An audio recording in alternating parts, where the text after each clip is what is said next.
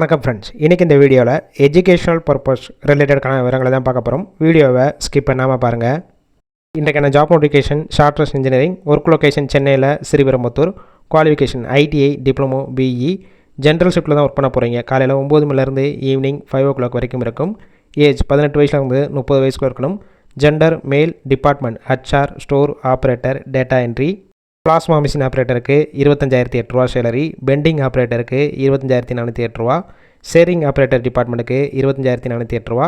Diploma ITI BE fresher படிச்சிருந்தீங்கன்னா 24,000 ரூபா.